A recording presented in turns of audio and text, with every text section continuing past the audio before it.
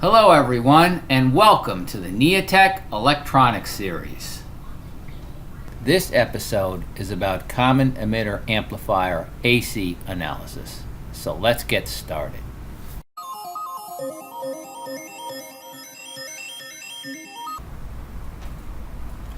Alright everybody, so let's talk about AC analysis for a common emitter amplifier.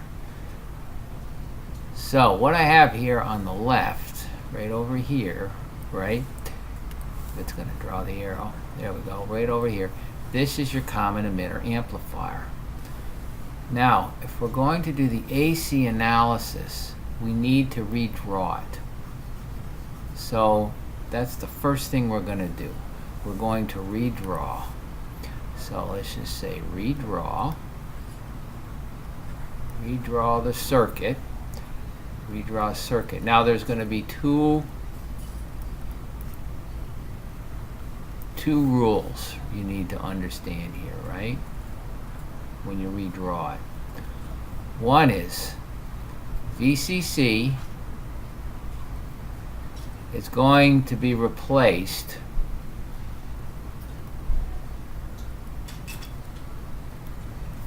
with AC ground. All right? And number two, your capacitors are going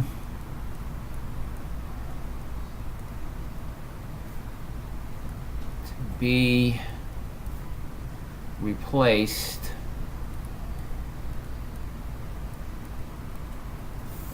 as a short. I should say as shorts because there's three of them. As I could say each capacitor is going to be replaced as a short. Okay, so you get the idea. Let's just redraw this circuit, alright? So, first off, these capacitors are going to be replaced as shorts. That means they're just going to be a wire, right? So we can draw this. I'm going to draw it a couple times in phases to get you over there. So we can say this is ground, right? I'm going to come down here through RC.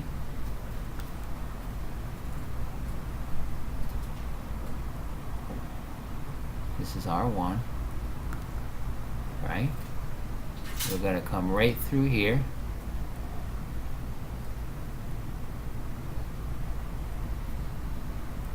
There's your base, there's your emitter. Down here, right? We're going to come through your emitter resistor. We got R2 here, don't we? R2. It's going to be over here. But remember we had a capacitor across this emitter resistor? So actually, that doesn't have to be there, does it? This emitter resistor. By the way, I may have written R2 and said emitter resistor. That was supposed to be an E, emitter resistor. But since this capacitor over here, right? This capacitor right here is now going to be seen as a short. It's going to completely bypass this emitter resistor, so it's like it's not even there. So we're just going to replace that one with a wire, all right? So I'm going to actually just show two little points here, and that's just replaced with a wire, isn't it? All right? Now, let's look at this real quick here, right? We're coming out here. What we're going to actually do is go to your AC and come to a ground. This is your AC source here, right? And this is a ground here, all right? Let's come out here. And this is going to go to a load resistor. Because remember, you did have a capacitor here, but it's seen as a short. We're just going to go through this to your load resistor to ground. So let's redraw this again and make it even simpler, right? That's the key thing you want to do.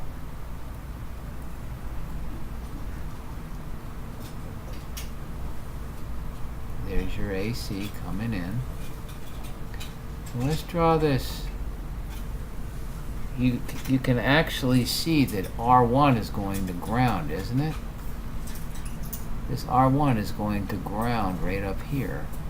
So I'm going to just simply take it, go this way, to ground, that's R1, put it on the right side. Well, we have R2 next to it. This is R2. That's also going to ground, isn't it? And you're going to come in like this. No, if we're looking at the input, we can do the whole thing. Why not? Come into your transistor. Here's your emitter. It's going to come down. And this is going to go to ground, right? Remember, you did have an emitter resistor in here. And I can still put that there just for sake of clarity to make sure that it's, so you understand this here. So,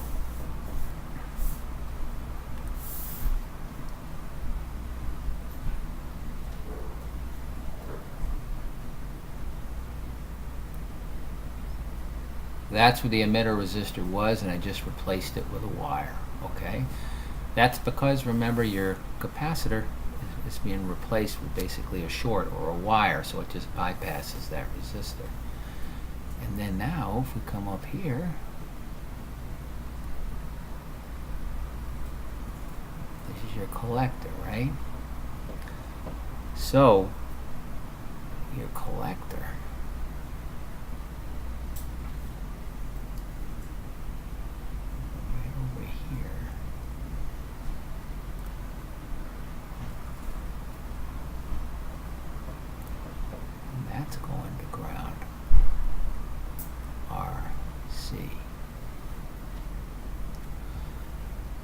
now, at this point, now remember you also have a load resistor. I didn't draw that here. But here is basically what your circuit would look like without the load resistor. We're going to talk about the load resistor in a little bit. So if we break this up, this right here, that's going to be your input. And this part right here, that's going to be your output.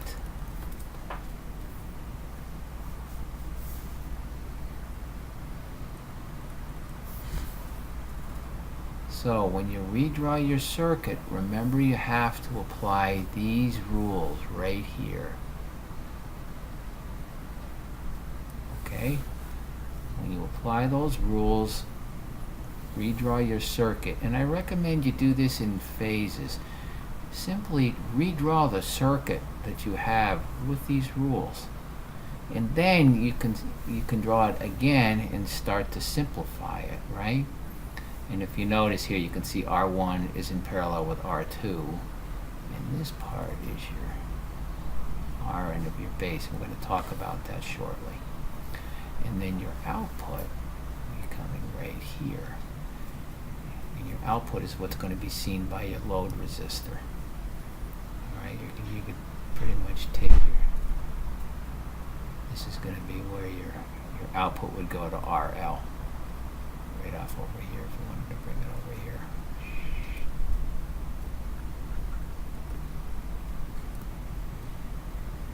And this would be RL. But basically we're just looking at what you would, what voltage would be going to RL. Okay, so that's the first part of it. That's redrawing it. Now in the next part, we're going to go over calculating your input resistance. Alright, see you in a minute.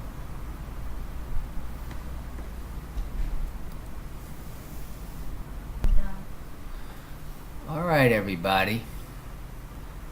So now let's concentrate on calculating the input resistance, alright?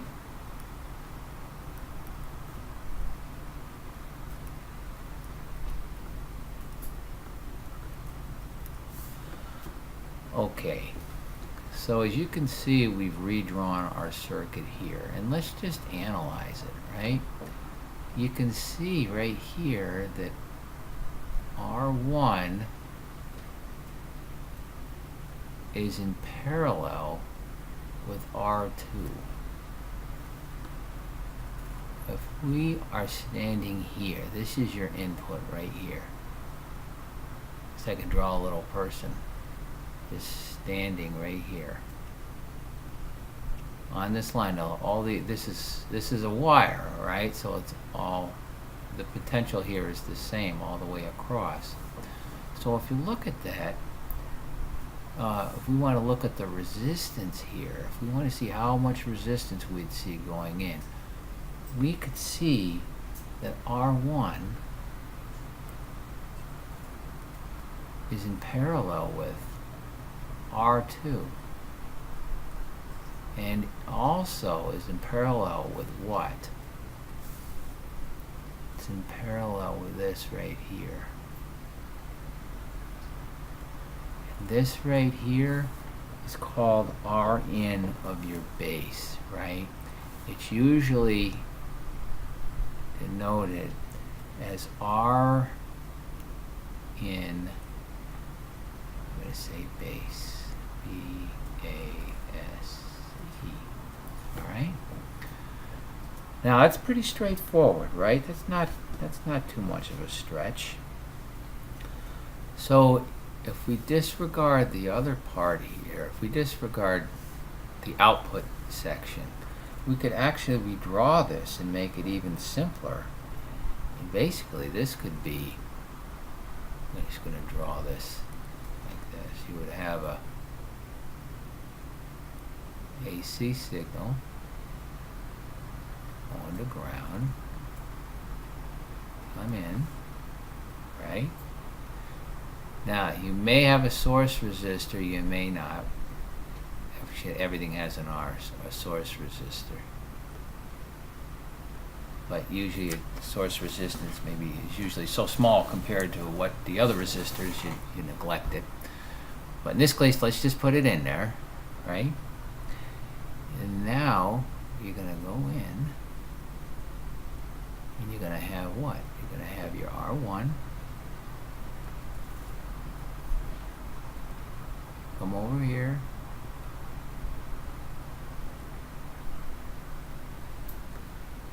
it's going to be R2,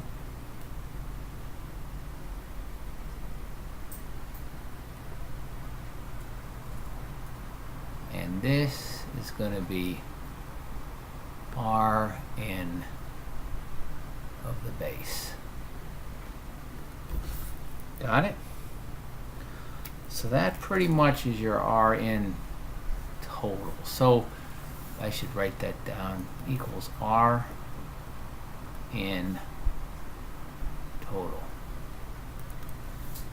Now that's actually from this point, right? That's your Rn total.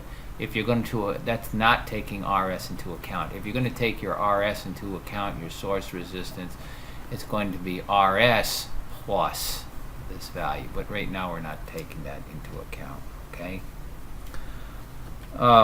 So the next thing we need to understand is how do you calculate this, your Rn and your base.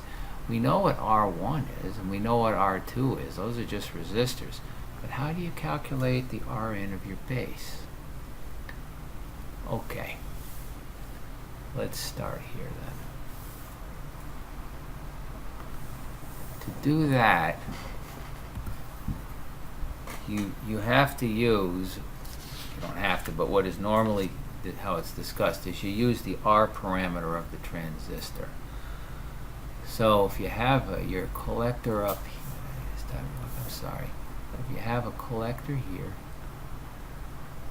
come down, right? You're going to go through That's supposed to be a diamond there. This is the current source is what I'm drawing here, okay? Since that's a current source, you have a resistor in parallel with it.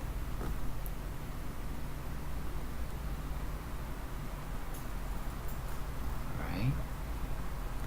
They're connected right there. Now you'll have your base coming in like this. And you're going to have, let's just draw this like this. And this is going to be, usually they call this small r prime base. This is small r prime of your collector. And then you're going to have another one come down here. And this is small r prime of your emitter. These are internal resistances, all right? Now, usually this base resistance is so small it's neglected.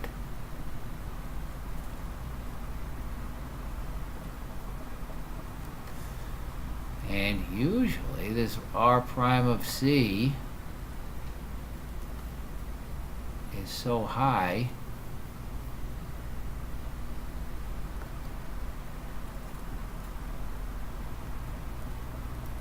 this is considered an open.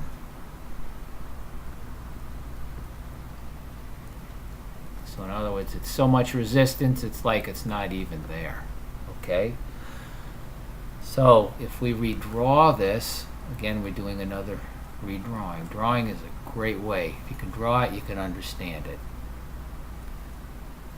So if you draw this again, you come down to your current source, right?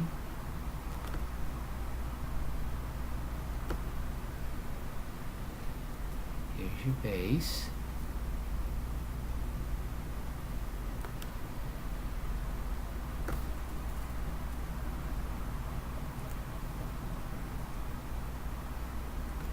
There's your emitter resistor. And there you have it. Now, the current that goes through here, right, is usually denoted as I. You notice this is a small c. For AC, generally you use lowercase. For DC, you use uppercase. So IC is going to be equal to beta times IB. In other words, the current coming in here at your base. All right? So let's go back to what we were talking about here, right?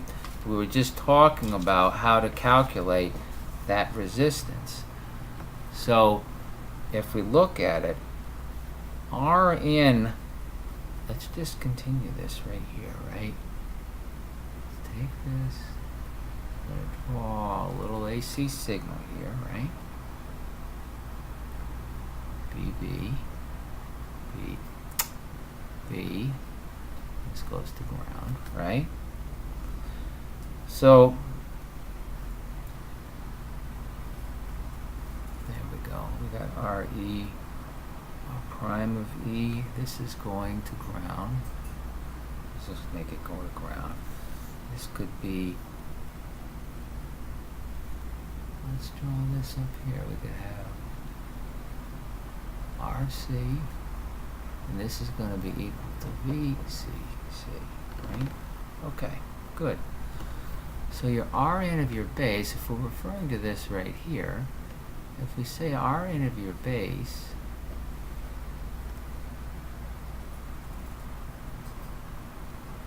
what's that going to be equal to? That's going to be equal to Vn over what? In, right? This is pure and simple Ohm's Law, which is equal to V of your base over I of your base, right? Now, here's the thing. you're going to need to make some substitutions here, right? What's VB equal to? So we can see that VB is going to be equal to, you notice you have IE right here. IE is coming down this way. It's going to be equal to IE times R prime of E, right?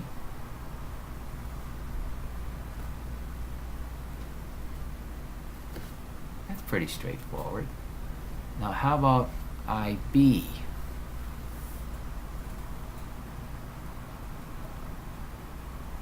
What's I of your base equal to? Well, you know this relationship right here.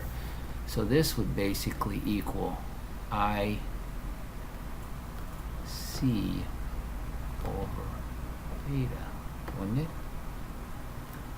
Which would approximately equal, since IC and IE are the same, would approximately equal IE over beta, right? So now let's put these together. We're just going to replace VB with what we have here and IB with what we have here, okay? So if we do this, we can say, I'm going to have to move over here a little bit, I'm afraid. Let me move that.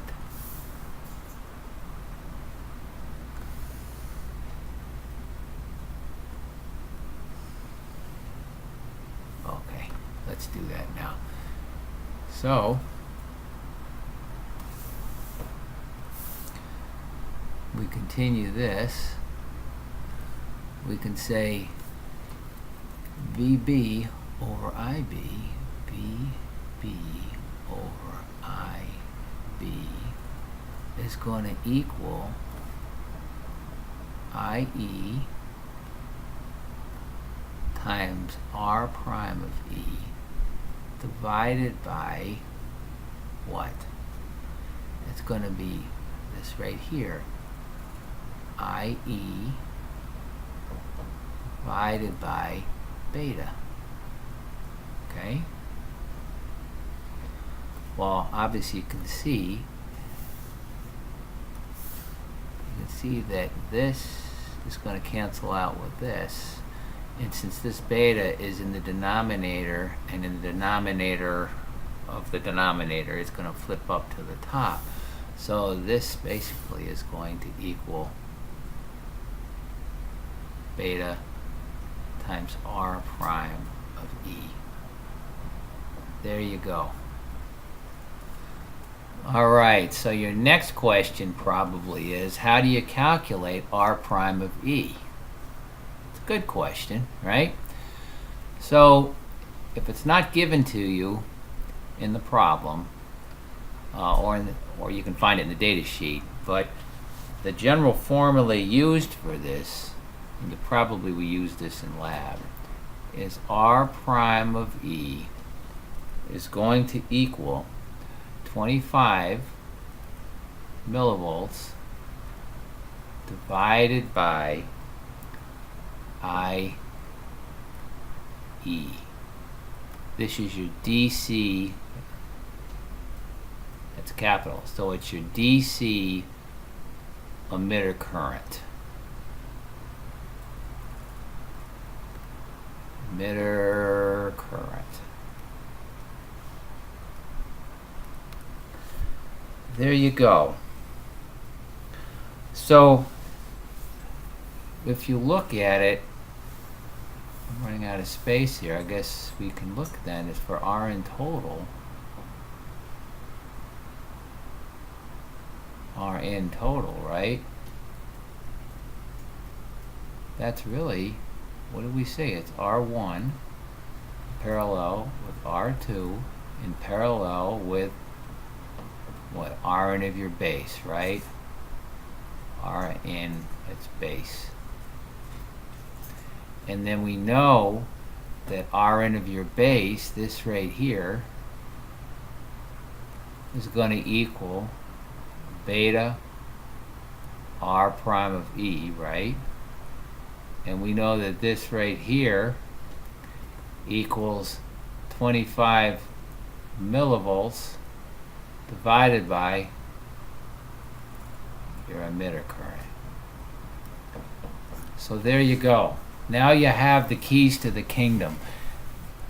This is beautiful. This is so exciting. So now you can calculate your input resistance for your common emitter amplifier.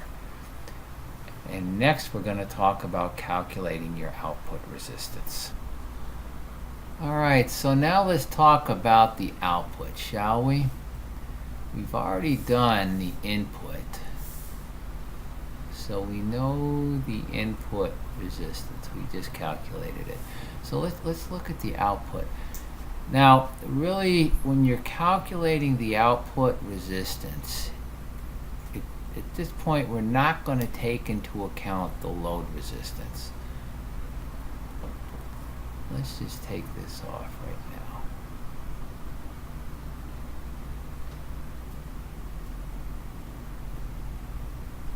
So, here we go.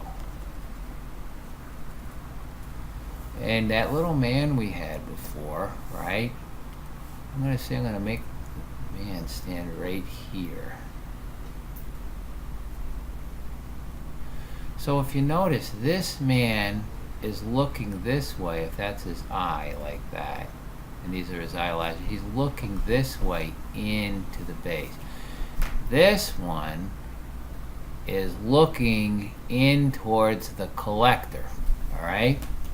Standing here looking in at the collector. I guess he'd be looking down this way, right? Now remember, from that other drawing we had, let me just do it over here. When you look at the R parameter model,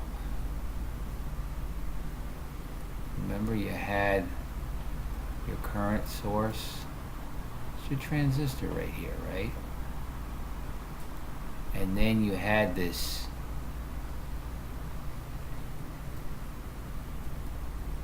an internal resistance of the transistor. That's what I'm talking about here, R prime C, right? And then we came over here with your base. That's supposed to be a resistor, and this is R prime of B, and you come down here, and you come down like this. This is R prime of E. So remember, this was so small it was neglected, and this was so large. This value of this is usually 200 to 300 kilo ohms, right? It's very high. So if you're standing in here looking at this, and this has 200 to 300 kilo ohms, we're talking about this way, then it's usually neglected, and you just use this value for RC. So your output,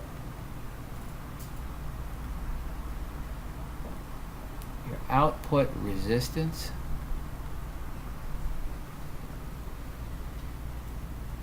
really, what are we going to call that? R out. Let's just call it R out. Is really going to be equal to RC, which is this value right here, right? I'm pointing right there, by the way. I'm pointing at that resistor. Is going to be RC in parallel with its internal resistance of R prime of C. But since this is really large, it's such a large value, this is approximately equal to RC, right? So that's your output resistance. Alright, so we've discussed how to calculate the input resistance and the output resistance. So let's try a problem.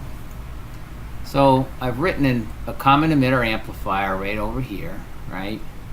So right there, okay? You have your input right here. Here's your input, obviously your output. So let's just calculate the resistance. I mean, why not, right? So what is R in total?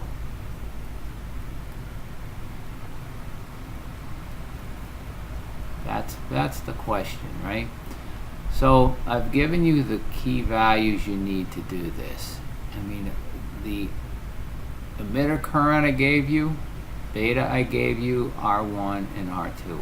If you have a question about how to calculate the emitter current, a DC value, I advise you to watch a prior video called Common Emitter Analysis DC, for DC analysis.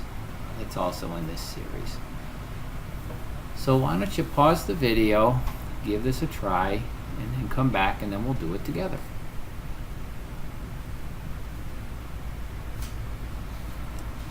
Alright everyone, welcome back. So let's give it a try here, shall we? First off, what's R in total equal to? Remember, if we redraw this, this is your B in. It'll come just like this. This is R1. This will be R2. Remember that your VCC is AC ground. So R1 basically is going to ground, right? That's what we drew here. R2, as you can see, is obviously connected to ground. These two are in parallel. Remember, for AC analysis, your DC voltage, your VCC, is replaced by an AC ground. That's how we're able to write R1 like this.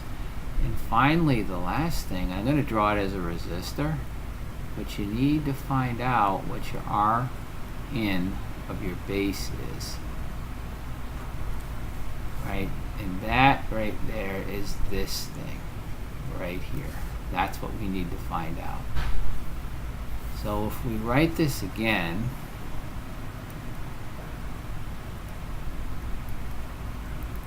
that's going to be equal to R1 in parallel with R2 in parallel with R in of your base. So that's your equation right there. That's the first thing you would have to write, right? So we know these values. I gave them to you right here, R1 and R2. So you know what those are. So R in of your base. How do you determine the R in of your base? That's really a question, right? So if you go back earlier, you might remember, I'm going to have to remove this here because it's just taking up some space. Let me take that out of there. So let's just write here, R in of your base.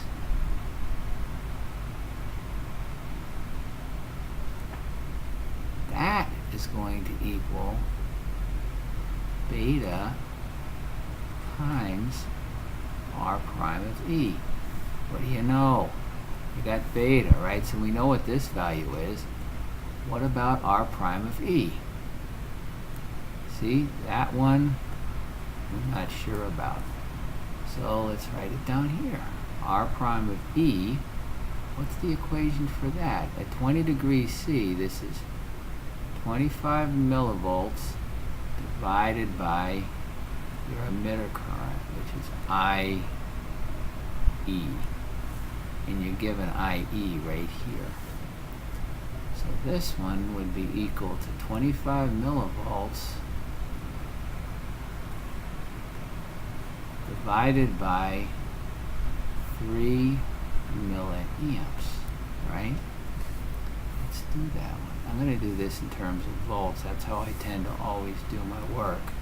So 25 millivolts is 0.025 volts divided by 0.003 amps. Let's go back. That took too much. 0.003 amps equals, this is equal 8.33 ohms. We got it. Now we can take this value, and sub it in here, right? So let's do that, right? So we're going to move this out of here.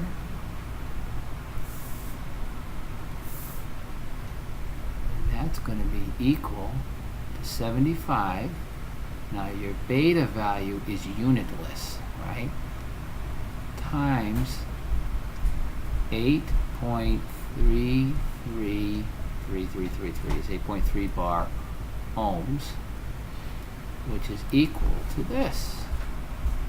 We have the 8.3 there. We're just going to multiply it times 75. That's our beta. And that's equal to 625.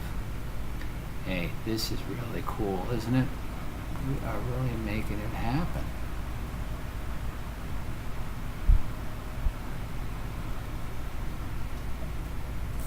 Did I write that down right? Let me check that. What did I say, 625?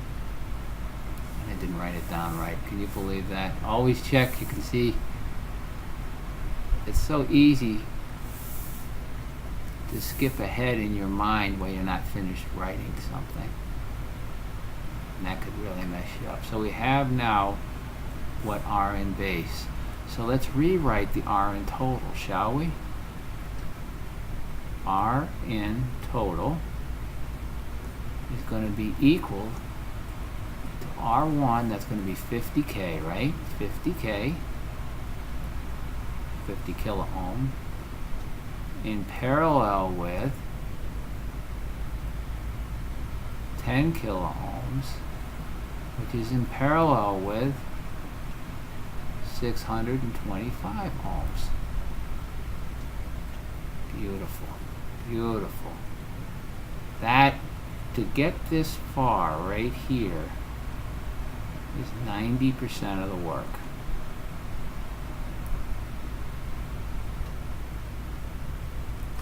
All right? Now, if you got that far, hats off, that's fantastic. But remember, it's just a series of steps you need to take. You know this value, this equation for R in total, and you need to find R in base. That's the trick. Find R in base, you know that's beta times R prime of E. If you're not given R prime of E, we have to determine what that is. All right, you determine like what that is from this equation, 25 millivolts over IE. Okay, so now, you know what, to get some space, I'm going to have to remove some things. In solving this, how do you normally do this? Remember, two resistors in parallel. If you have R1 in parallel with R2, these are parallel signs. This should be a little bit longer, so not to confuse them with the number 11. That's going to be equal to R1, R2, divided by R1 plus R2. All right? So, at this point, why don't you pause the video and see if you can solve that. Come back and we'll solve it together. All right, everybody, welcome back. So let's give it a go, shall we? I'm going to have to get rid of this right here. We just don't have that much space. So let's delete that. So let's do the first part of it. Let's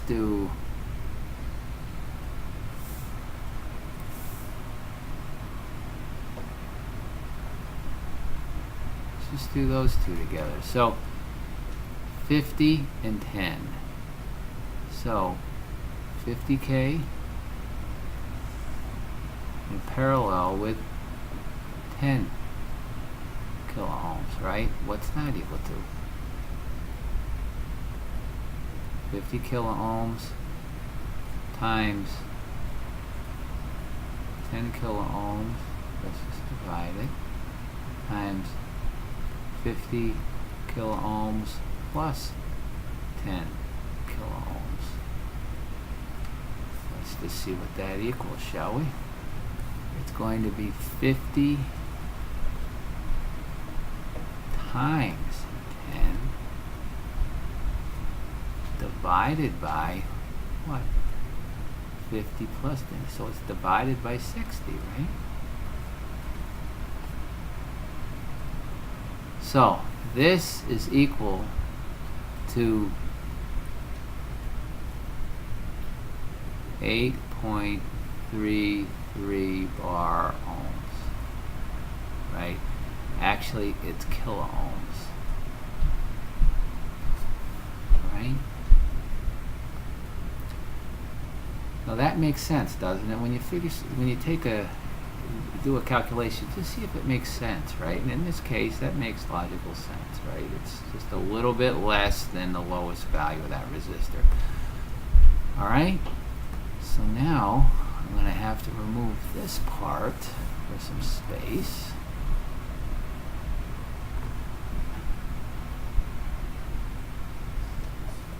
Let's delete it. Now what I'll do is I'm going to rewrite this up here, all right? So if I rewrite that, it's going to be what? It's going to be 8.33 bar kilo ohms in parallel with 625 ohms, right? So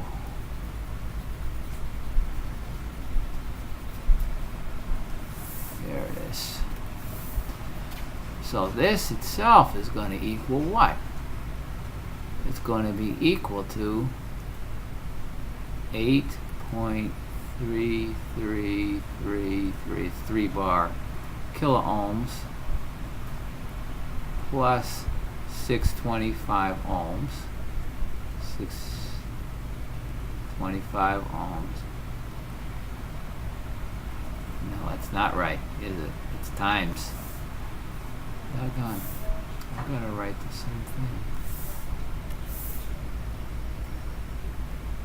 Times 625 ohms divided by 8.3333 kilo ohms plus 625 ohms.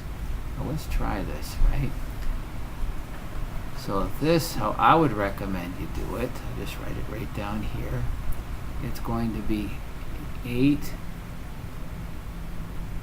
Now we have 333.33 times 625 ohms. These are all both ohms, right?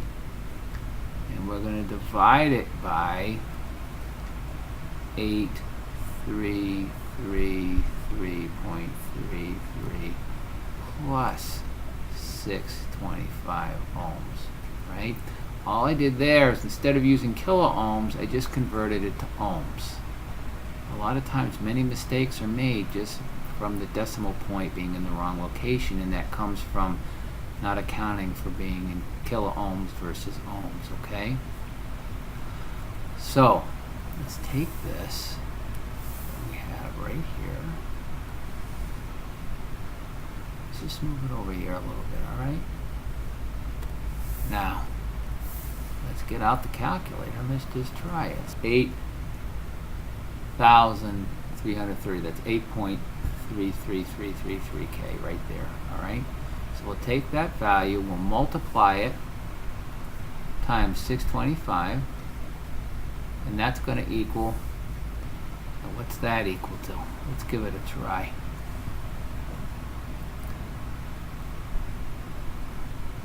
Divided by 8958 equals 581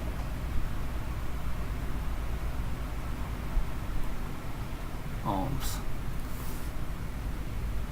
Alright, now that is what I came up with for that. The first thing I did was I calculated these two resistors in parallel, which is right here. And then once I got that value, I just which was 8.33K, then I put that value in parallel with this resistor value, and then this is what I This is what I came up with. Well, I hope that helped you. Thank you very much, and stay tuned for the next video. Bye now.